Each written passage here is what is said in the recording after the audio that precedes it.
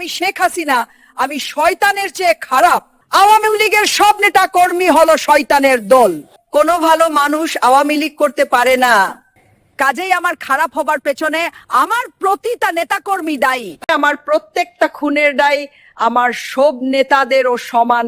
আমি চাই আমার সাথে সবাইকে ফাঁসি দেওয়া হয়।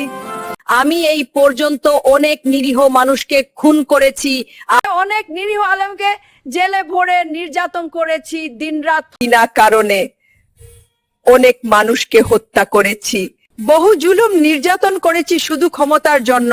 গম করেছি, খুন করেছি, নাটক করেছি, ভারতের দালাই করেছি, সম্পদ লুট করেছি, অর্থ পাচার করেছি।